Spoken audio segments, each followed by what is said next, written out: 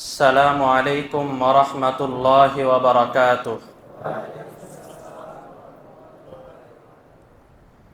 إن الحمد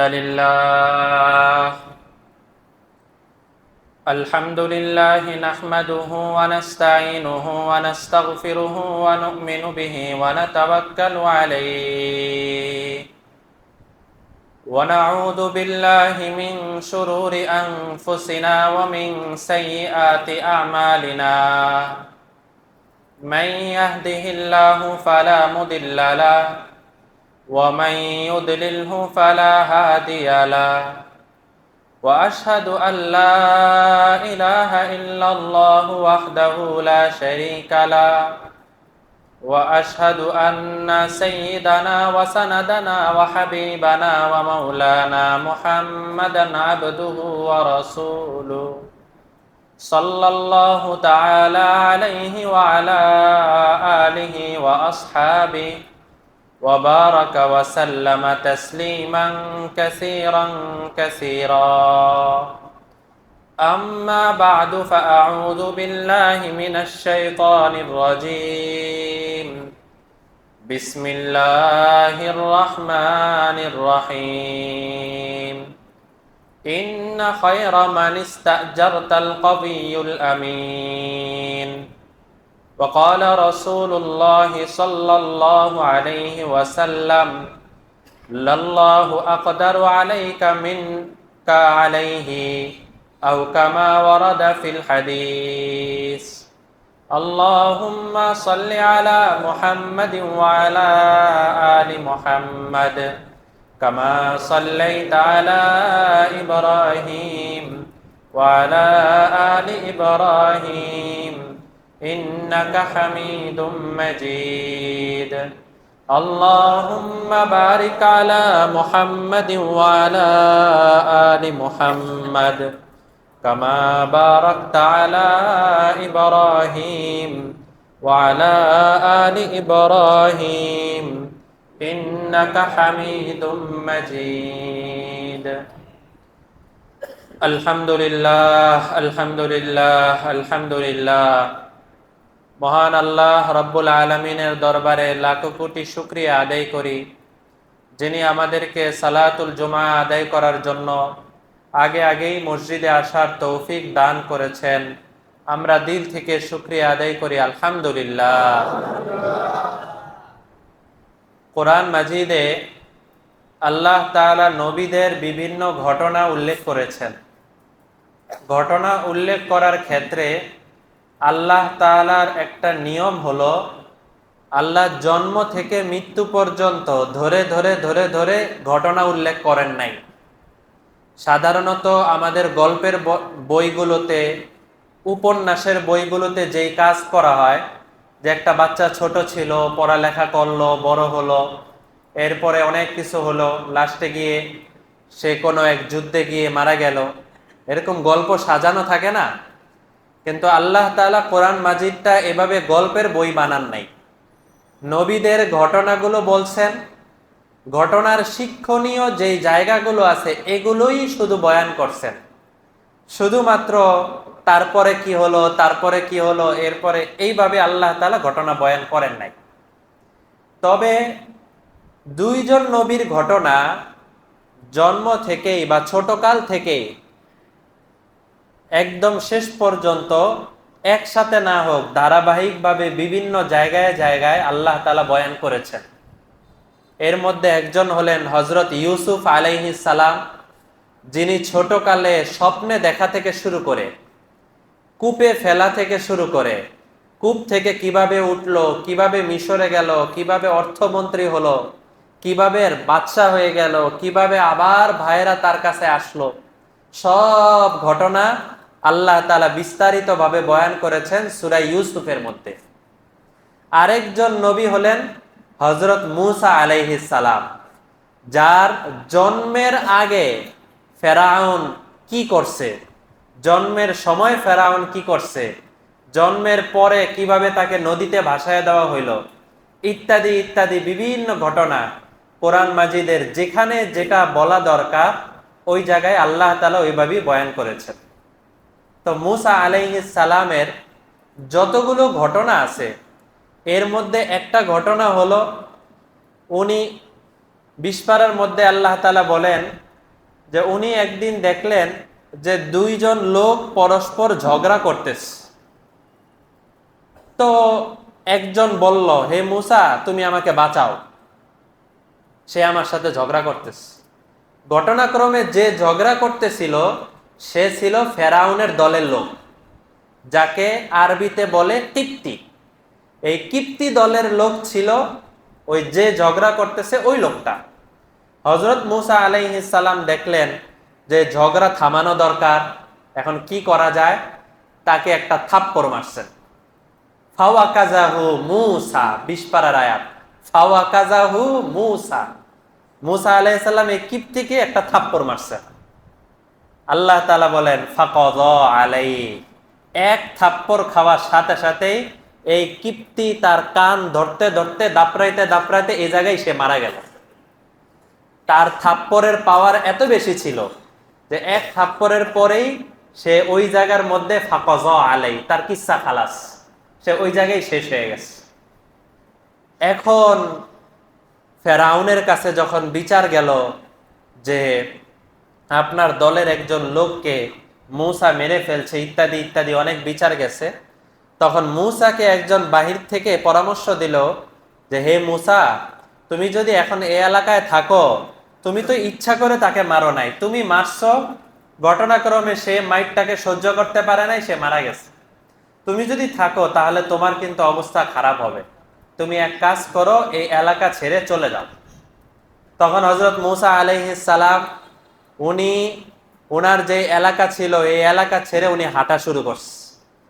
চলতে চলতে চলতে চলতে অনেক দূরের একটা শহর, যেই শহরের নাম হলো মাদিয়ান, এই মাদিয়ান শহরে হযরত মূসা চলে গেছেন। ওই জায়গায় যাওয়ার পরে দেখেন আরেক কাহিনী। সেখানে গিয়ে উনি দেখেন যে কিছু মানুষজন, এরা তাদের উট, গাভী, অন্যান্য প্রাণী, বকরি, এগুলোকে পানি খাওয়ানোর জন্য একটা কূপের কাছে আসছে। আর ওই কূপের কাছে দুইটা মেয়ে, তারাও তাদের বকরি নিয়ে আসছে পানি খাওয়ানোর জন্য। কিন্তু মেয়ে দুইটা তাদের ধারের কাছেও যাইতে পারতেছে না, নিজেদেরকে গুটায় গুটায় রাখতেছে, যেহেতু অনেক পুরুষ মানুষ। তৎকালীন যুগে এবং বর্তমানেও অনেক গ্রামে আছে যে যেই বাজারের মধ্যে বা যেই জায়গার মধ্যে পুরুষদের ঘনবসতি, পুরুষরা হাঁটা চলাফেরা করছে, মহিলারা ওই জায়গায় যাইতে শরম পায়, লজ্জা লাগে। এমনকি অনেক বেপর্দা মহিলাদেরকেও দেখা যায়, যারা অত পর্দা করে না, কিন্তু পুরুষরা যদি রাস্তা দিয়ে হাঁটে তাহলে মুখ ঢেকে আরেক পাশে দাঁড়ায় যায়। কিন্তু সমাজ যত জাহিলি যুগের দিকে যাচ্ছে, কিয়ামত যত কাছাইতেছে, মহিলাদের হায়া শরম লজ্জা দিন দিন আরো কমতেছে।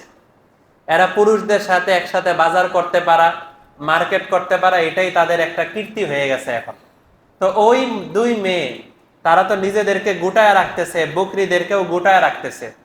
আর ওই পুরুষ যারা ঘোরাঘুরি করতেছে, কূপের উপরে একটা ঢাকনা আছে, এই ঢাকনা তারা সরাইতে পারতেছে না। তো হযরত মূসা তাদেরকে জিজ্ঞেস করলেন, মেয়েদেরকে, কি ব্যাপার, তোমরা এদিকে ঘোরাঘুরি করতেছো কেন? তোমরা এই কূপে যাও, পানি পান করাইতে যাও। তখন এই মেয়েরা দুইটা কথা বলল। এক নাম্বার কথা হইল, আমরা এই সামর্থ্য নাই, এই শক্তি নাই, যেই শক্তির কারণে আমরা ওই ঢাকনা খুলতে পারবো। আর আজকে যেই পুরুষরা আসছে তারাও এই ঢাকনা খোলার মতো শক্তি নাই, এরা এত মানুষ মিলে এই ঢাকনাটা খুলতে পারবে না। আর দ্বিতীয় বিষয় হলো ওয়া আবুনা শাইখুন কাবীর, কোরআনের আয়াত, ওয়া আবুনা শাইখুন কাবীর, আর আমাদের পিতা শায়েখ, শায়েখ মানে অতি বৃদ্ধ হয়ে গেছে, অনেক বড় হয়ে গেছে, কাবীর মানে বড়, অনেক বয়স হয়ে গেছে।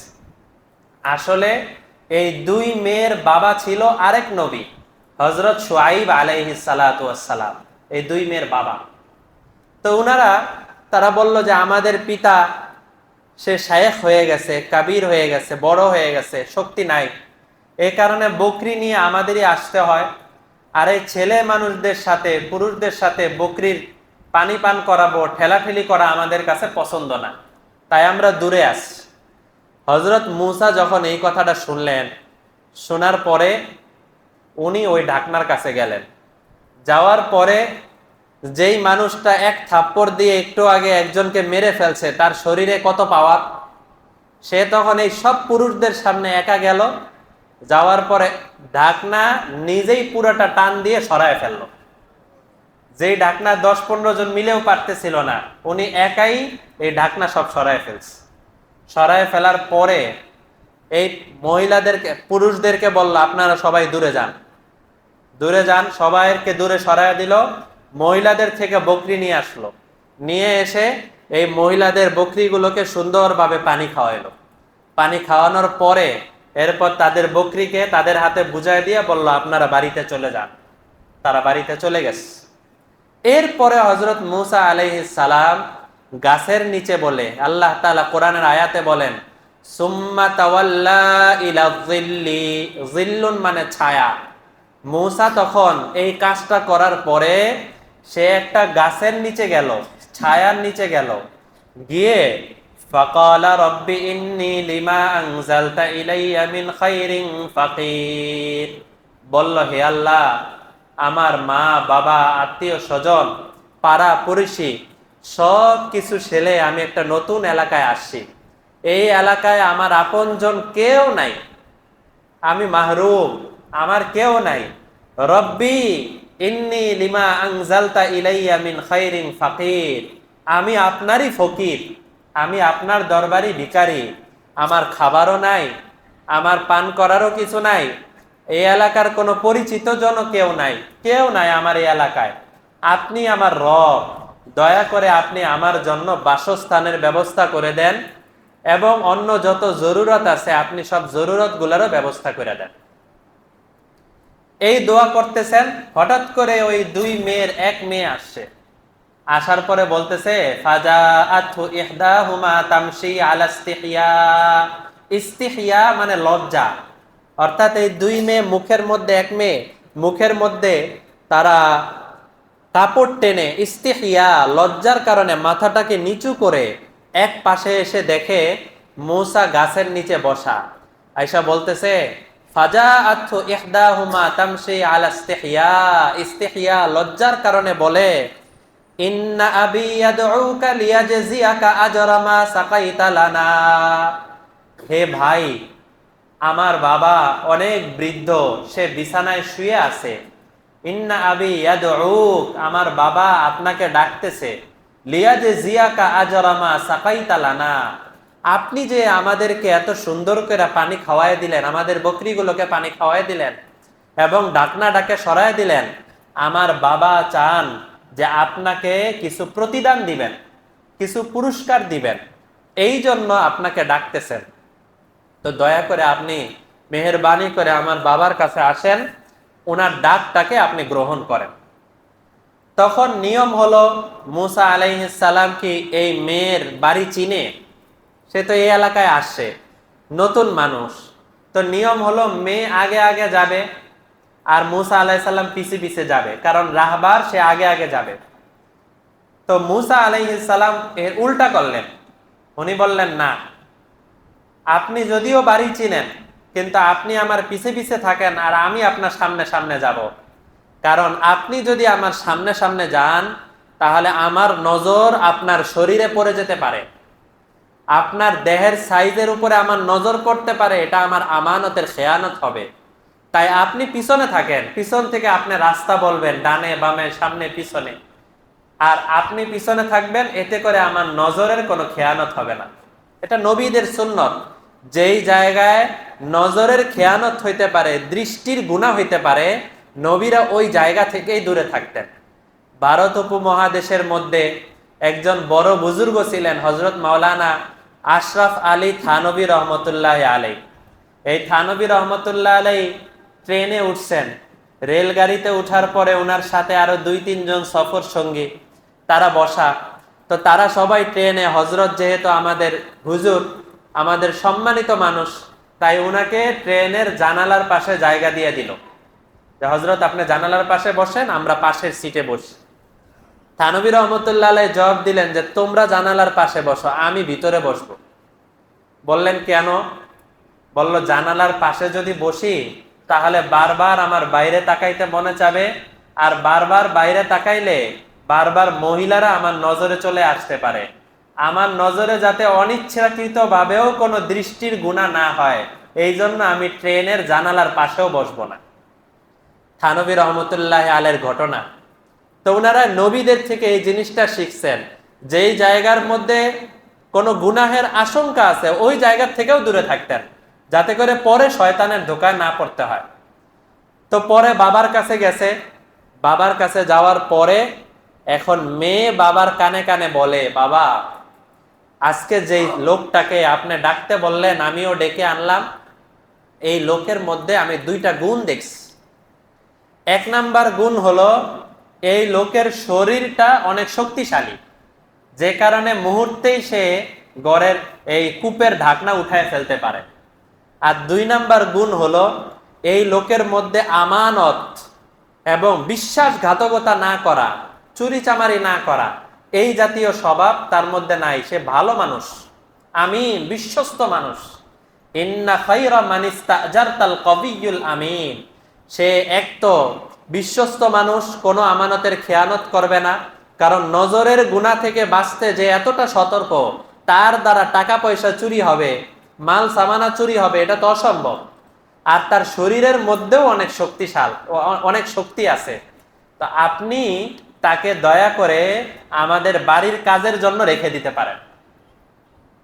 এই আয়াত থেকেই মুফাসসিরিনে কেরাম, ফুকাহায়ে কেরাম তারা বলেন, কোনো এলাকায় কোনো মানুষ তারা যদি তাদের ঘরে কোনো শ্রমিক নিয়োগ দিতে চায়, তাদের দোকানের জন্য কোনো কর্মচারী নিয়োগ দিতে চায়, বাসার জন্য কোনো কাজের লোক নিয়োগ দিতে চায়, গেটের জন্য কোনো দারোয়ান নিয়োগ দিতে চায়, এক কথায় শ্রমিক হিসেবে যত ধরনের শাখা প্রশাখা হতে পারে, দারোয়ান বলেন, কর্মচারী বলেন, আর যাই বলেন, শ্রমিক হিসাবে যা হতে পারে, তাকে নিয়োগ দেওয়ার আগে তার মধ্যে দুইটা গুণ আছে কিনা ভালো করে পরখ করে দেখা উচিত।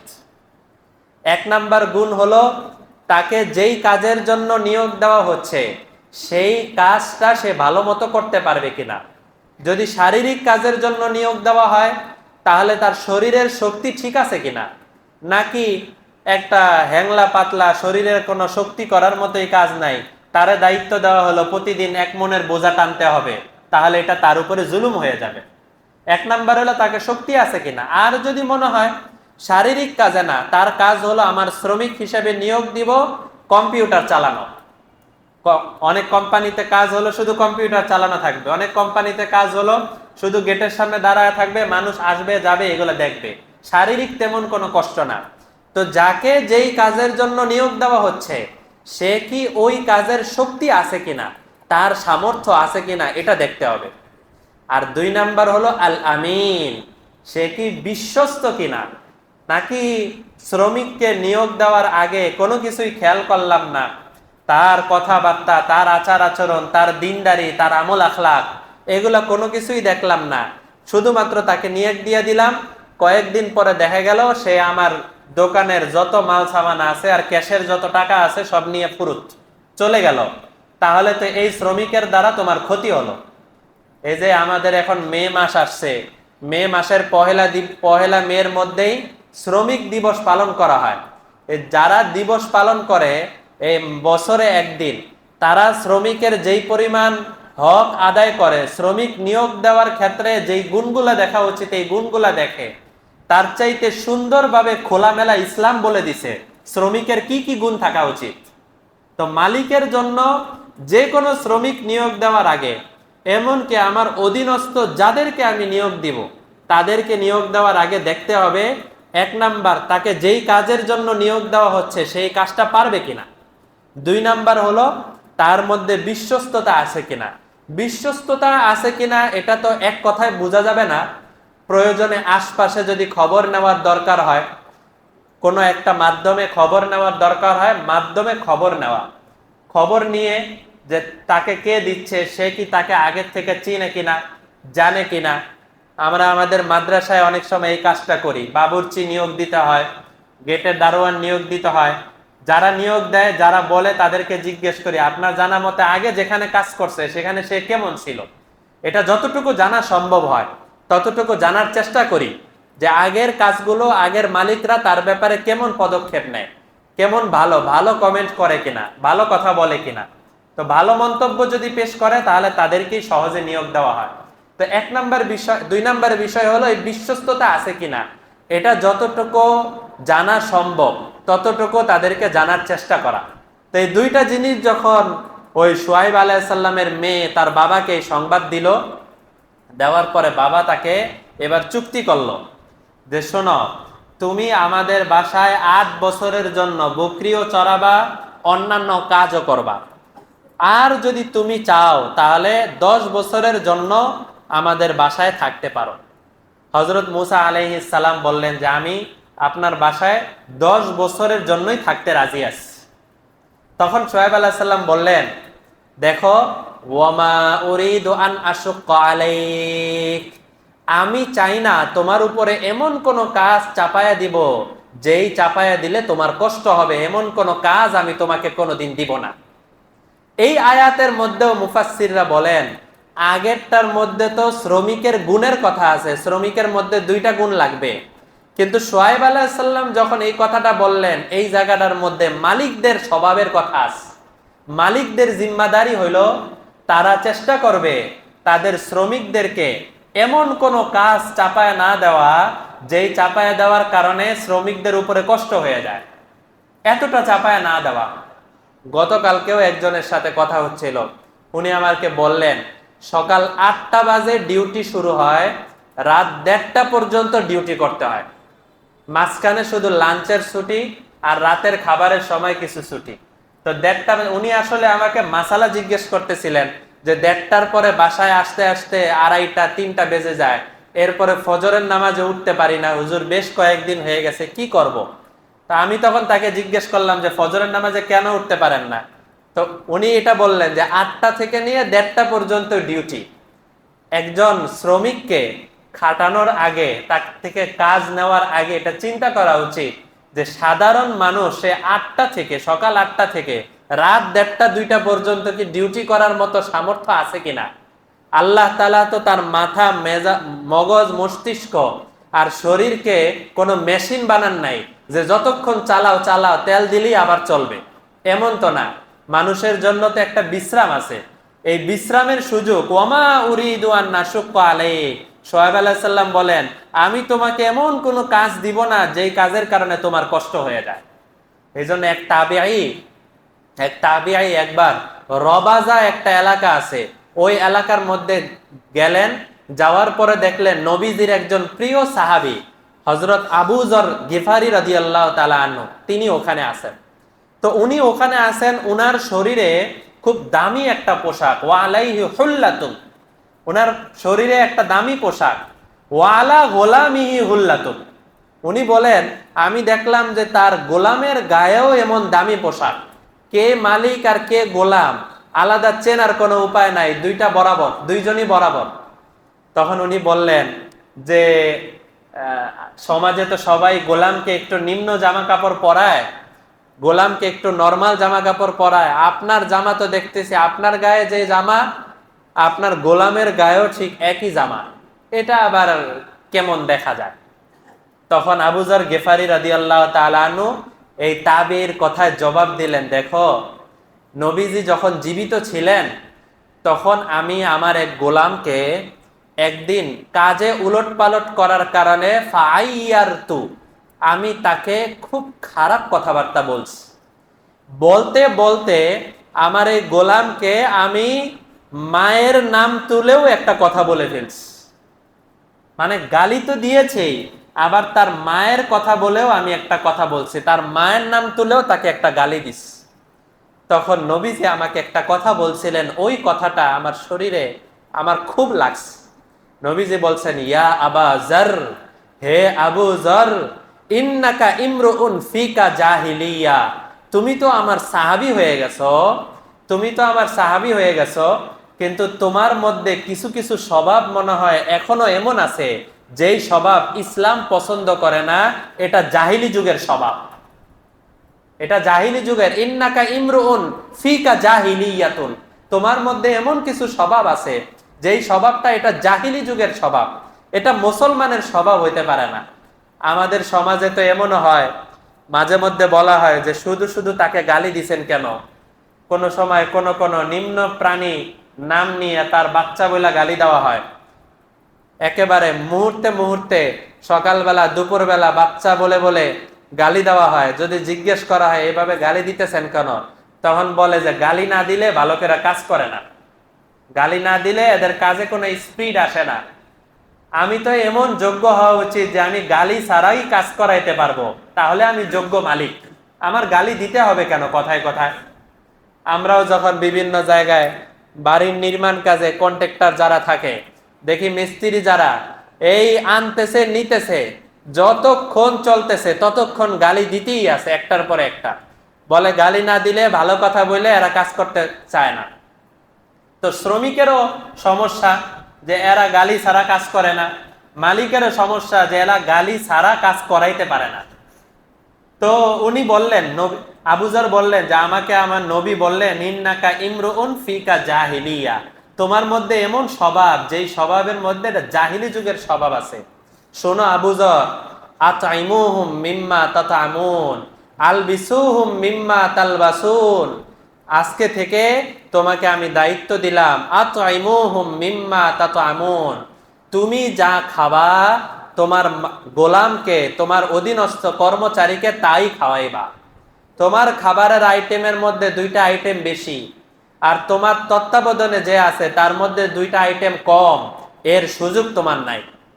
ওয়াল বিসুহুম মিম্মা তালবাসুন, তুমি যা পরিধান করবা তোমার গোলামকে তাই পরিধান করাবা।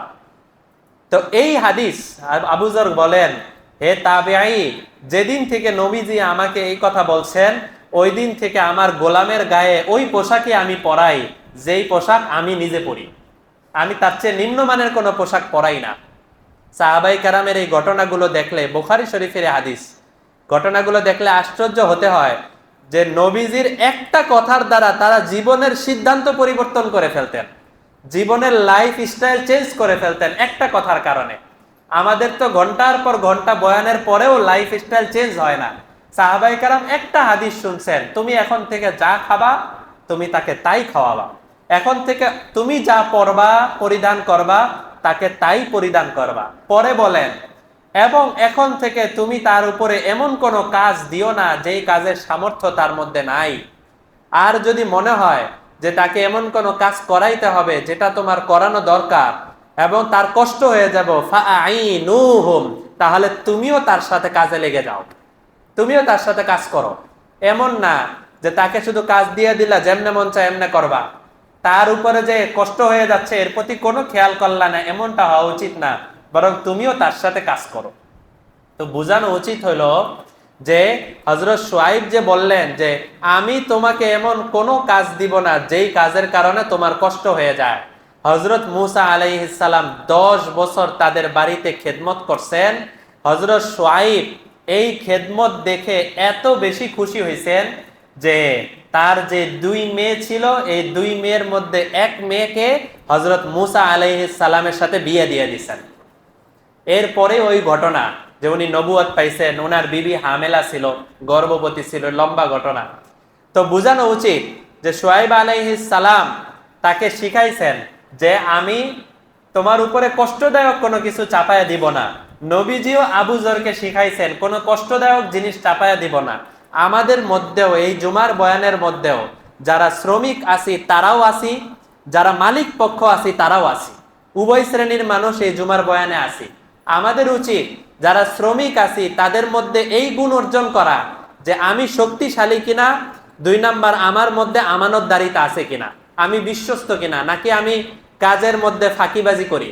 আমার ডিউটি হলো 9টা থেকে বিকাল 5টা, আমি নিয়মিত ডিউটিতে যাই 10টা 11টার পরে, এটা আমার আমানত না, আমি আমার দায়িত্ব ঠিক মতো আদায় করতেছি না। আমার দায়িত্ব যখন কোথাও কোনো সমস্যা হইতেছে ওই সমস্যাটা নিজে ঠিক করা বা মালিক পক্ষকে জানানো, আমি তার প্রতি কোনো খেয়াল করি না, এটা আমার আমানতের খেয়ানত। আর যারা মালিক পক্ষ আছি তাদেরও এটা চিন্তা করা উচিত যে আমার তত্ত্বাবধানে যারা আছি তাদের জন্য কোনো কাজ এমন হয়ে যাচ্ছে কিনা যেই কাজ তার কষ্টের কারণ হয়ে যায়। 2 নাম্বার, মালিক পক্ষ যারা, তাদের আরেকটা দায়িত্ব, নবীজি বলেন আতুল আজির আজরাহু ক্বাবলা আন ইয়াজিফা আরাকুহু। তোমার যেই শ্রমিক আছে, এই শ্রমিক 2 ধরনের হয়। এক ধরনের শ্রমিক হলো প্রত্যেক দিন কাজ করবে, প্রত্যেক দিন টাকা নিয়ে চলে যাবে, পারিশ্রমিক নিয়ে চলে যাবে। আরেক শ্রমিক হলো যারা 1 মাস কাজ করে এরপরে পারিশ্রমিক নিয়ে যায়। এদের 2টা ভাগ আছে। শরীয়তের পরিভাষায় এক শ্রমিককে বলে আজিরে খাস, আরেক শ্রমিককে বলে আজিরে মুশতারাক। যাই হোক, ওই ইস্তেলাহ আপনাদের সামনে বলবো না। তো আপনাদের বোঝানোর জন্য বলতেছি, এক ধরনের শ্রমিক হলো দিন মজুর, যারা প্রত্যেক দিন কাজ করে, প্রত্যেক দিন টাকা নিয়ে যায়। এবং আরেক শ্রমিক হলো যারা মাসিক শ্রমিক। নবীজি বলেন ক্বাবলা আন ইয়াজিফা আরাকুহু, যারা দিন মজুর আছে তাদের শরীরের ঘাম শুকানোর আগেই তাদের টাকাটা তাদেরকে বুঝায় দিয়ে দাও। আর যারা মাসিক খরচে চলে, মাসিকভাবে শ্রমিক হিসাবে নির্ধারিত, তাদের মাস শেষ হয়ে যাওয়ার পরে তাদের পারিশ্রমিক, তাদের পাওনা তাদেরকে বুঝায় দাও। এমন না মাস শেষ হয়ে গেল, অতিরিক্ত আরো 10 দিন 15 দিন 20 দিন কাজ করাইতেছি, এরপরে গিয়ে তার টাকা তাকে দিচ্ছি। এই যে 10-15 দিন কাজ করানোর পরে এই 10-15 দিনও তার চলতে হয়। আবার অনেক শ্রমিক এমন আছে যারা মালিকের কাছে বলতেও পারে না যে আমার এই অভাবের মধ্যে আছে, যে যেভাবে আছে তাকে যখন দেওয়া হয় সে তখনই হাতের মধ্যে মুঠ করে নিয়ে চলে যায়। তার অর্থ এটা না যে তার কোনো প্রয়োজন নাই, তার মধ্যে একটা লজ্জা আছে, শরম আছে, যে কারণে সে বলতে পারে না। তাই বলে আমি তার লজ্জাকে নিজের মতো করে ব্যবহার করলাম, যে যাক আর 2 জন আছে তারা তো বেশি চিল্লাচিল্লি করে, ওদের থেকে আগে দিয়ে দাও, আর আরেকজন আছে চুপচাপ থাকে, নামাজ কালাম পড়ে, ওরটা 2 দিন পরে দাও। এমন মন মানসিকতা রাখা এটা কখনোই উচিত না। তাই তার ঘাম শুকানোর আগে আতুল আজিরা আজরাহু ক্বাবলা আন ইয়াজিফা আরাকুহু, তার ঘাম শুকানোর আগেই তার যেই পাওনা দাওনা আছে এগুলো তাকে বুঝায় দিয়ে দেওয়া উচিত, এটা দায়িত্ব। ঠিক তেমনি ভাবে আমরা যারা শ্রমিক বলতে শুধুমাত্র 1 দিনের জন্য নিলাম বা 1 মাসের জন্য নিলাম, তারাই শুধুমাত্র শ্রমিক এরকম না, বরং আমরা যারা শ্রমিক শ্রেণী আছি তারাও দেখা যায় আরেকজনকে শ্রমিক হিসাবে ব্যবহার করি। আমরা এখান থেকে রিক্সা দিয়ে টঙ্গী যাই না, বিভিন্ন দূর দূরান্তে যাই না, যখন যাচ্ছি ওই সময়টার জন্য 10 মিনিটের জন্য সেই রিক্সাওয়ালা আমার শ্রমিক। আমি যখন বাসে যাচ্ছি, বাসে যাওয়ার সময় এই হেল্পার আমার 10 মিনিটের জন্য আমার শ্রমিক। তাকে তার পাওনা সময় মতো বুঝায় দিতে হবে। আমার তিরমিজি শরীফের উস্তাদ হযরত মাওলানা হিফজুর রহমান সাহেব মুমিনপুরি হুজুর, ছাত্র জমানায় অনেকবার খেদমত হয়েছে হুজুরের বাসার বাজার করা। হুজুরের সাথে একসাথে বাজার করতাম, হুজুরের কাপড় চোপড় ধুইয়া দিতাম, ঘুমানোর সময় হুজুরের পাও দাবায় দিতাম। এবং আমার বিশ্বাস যে আমার এই পর্যন্ত আসার পিছনে হুজুরের অনেক দোয়াও আমার সাথে আছে। তো হুজুরকে যখনই বাজারে যাইতাম আর যখনই বিভিন্ন দূর দূরান্তে বাসে উঠতাম, দেখতাম যে হুজুর বাসে উঠে আমাকে বলতেন যে এখানে বয়, মানে হুজুর আমাকে তুই তুই করে বলতেন এখানে বয়।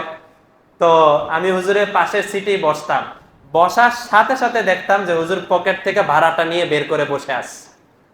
সব সময় আমার মনে হয় আমি জীবনেও যতবার সফর করছি কোনো সময় দেখি নাই যে হেল্পার আসছে এরপরে টাকা দিছে, এমন দেখি নাই।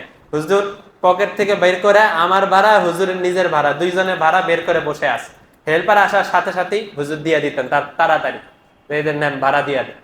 মানে একজন শ্রমিক সে যখন আসছে যে আমার পাওনাটা আমারে বুঝাইয়া দেন, এতটুকু সময় যে ঠিক আছে দাঁড়া আমি দিতেছি, এর এতটুকু সময়ও নিতেন না, আগের থেকে ভাড়া বের করে তাকে তার পাওনা বুঝাই দিতেন। একবার তো এমন হয়েছে যে যাইতেছি, একজন মানুষ, কেউ বলে আমি অমুক দূরে যাবো পরে ভাড়া নিস, কেউ বলে আরো পরে নিস, কেউ আবার 10 টাকার জায়গায় 5 টাকা দিচ্ছে। এই অবস্থায় হুজুর আসার সাথে সাথে ভাড়া দিয়ে দিছে। এই হেল্পার বলতেছে সব মানুষ যদি এমন হুজুর হয়ে যাইতো, সব মানুষ যদি এমন হুজুর হয়ে যাইতো তাহলে আমার এত চিল্লাচিল্লি করতে হইতো না।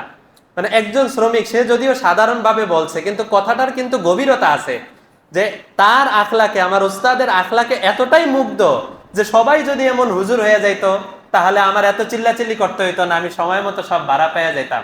দেখা যায় 2 টাকার জন্য 5 টাকার জন্য একজন আরেকজনের শার্ট ছিঁড়ে ফেলছে, জামা কাপড় ছিঁড়ে ফেলছে, মারামারি লাগে 5 টাকার জন্য। তো এমনটা কখনো হওয়া উচিত না, বরং শ্রমিক যে পাওনা, এই পাওনা তাকে ঠিক মতো বুঝায় দেওয়া উচিত। 2 নাম্বার বললাম যে শ্রমিকের কাজ যখন দিব, এই কাজের ক্ষেত্রে একটু ব্যালেন্স রাখা উচিত, ঠিক রাখা উচিত যে সে কি এই কাজটা করার মতো সামর্থ্য আছে কিনা, নাকি আমি তার উপরে বেশি চাপায় দিচ্ছি। বেশি চাপায় দিলে, বেশি শাস্তি দিলে তাহলে এটা আমার জন্যই ক্ষতি। আবু মাসুদ আনসারীর ঘটনা আপনাদেরকে মনে হয় আগেও বলছিলাম, যে উনি শ্রমিককে পাঠাইছেন, শ্রমিক বকরি ঘাস খাইতেছে, উনি বসে বসে এক জায়গায় ছায়ার নিচে ঘুমায় গেছেন। তো ওনার গোলাম ছায়ার নিচে ঘুমায় যাওয়ার পরে একটা বাঘ চলে আসছে বা নেকড়ে চলে আসছে, আসার পরে একটা বকরি উঠায় নিয়ে চলে গেছে। উনি যে সাহাবী আবু মাসুদ আনসারী, উনি আসছেন, আসার পরে উনি ওনার গোলামকে এমন জোরে আঘাত করতেছিলেন, মারতেছিলেন যে তুই এখন ঘুমাইতেছ। তো এদিক দিয়ে নেকড়ে এসে আমার বকরি নিয়ে গেল। হঠাৎ করে দেখেন পিছন থেকে একজন বলতেছে, লাল্লাহু আকদারু আলাইকা মিনকা আলাইহি, হে আবু মাসুদ শোনো, তুমি তোমার গোলামকে মারতে যতটা ক্ষমতাবান, তোমার আল্লাহ তোমাকে মারতে আরো বেশি ক্ষমতাবান। তো আবু মাসুদ আনসারী পিছন দিকে তাকায় দেখেন যে ফাইদা আনা বিরাসূলিল্লাহি সাল্লাল্লাহু আলাইহি ওয়াসাল্লাম, পিছন থেকে আমি দেখতেছি যে এই কথাটা স্বয়ং নবীজি সাল্লাল্লাহু আলাইহি ওয়াসাল্লাম আমাকে বলছেন, যে আবু মাসুদ তুমি তোমার গোলামকে মারতেছো, তোমার একটা গোলাম একটু ঘুমানোর কারণে একটা অপরাধ করছে, এই অপরাধের কারণে তুমি তোমাকে এত মারতেছো। তুমি আল্লাহর সাথে যতবার নাফরমানি করতেছো, এই নাফরমানির কারণে আল্লাহ যদি তোমাকে মার দেওয়া শুরু করে, তাহলে গোলামকে তুমি যতটা মারতে পারো তার চাইতে আল্লাহ কিন্তু তোমাকে বেশি মারতে পারে। লাল্লাহ আকদারু আলাইকা, আল্লাহ তোমার উপরে বেশি ক্ষমতাবান। তাই হযরত আবু মাসুদ সাথে সাথে বললে, ইয়া রাসূলুল্লাহ, আমি আমার গোলামের উপরে জুলুম করে ফেলছি, থাক আজকে থেকে আমার এই অধীনস্থ সে আর কর্মচারী নাই, আমি যত টাকা দিয়ে তাকে কিনি না কেন, আমি আজকে থেকে তাকে আজাদ করে দিলাম, তাকে মুক্ত করে দিলাম। তাই আপনাদেরকে আজকে এই মে মাস যখন আসে, তখন শ্রমিকের মর্যাদা, শ্রমিকের অধিকার নিয়ে অনেক কথাবার্তা বলা হয়, কিন্তু আমাদের উচিত উভয় পক্ষ নিজেদেরকে ঠিক করা। শ্রমিকরা ঠিক করবে আমার মধ্যে শক্তি আছে কিনা, আমার মধ্যে আমানতদারিতা আছে কিনা, যা দায়িত্ব আমাকে দেওয়া হয়েছে আমি ঠিক মতো পালন করতেছি কিনা। আর মালিকের দায়িত্ব হবে যখন পাওনা পাওয়ার যোগ্য হয়ে যাবে পাওনা পরিশোধ করে দেওয়া, আর যখন কাজ নিব, কাজ নেওয়ার ক্ষেত্রে তার থেকে এত বেশি চাপায় না দেওয়া, যে চাপায় দেওয়ার কারণে তার কষ্ট হয়ে যায়। আল্লাহ তাআলা আমাদের সবাইকে এই গুণগুলো অর্জন করার তৌফিক দান করেন। ওয়া আখিরু দাওয়ানা আনিল হামদুলিল্লাহি রাব্বিল আলামিন।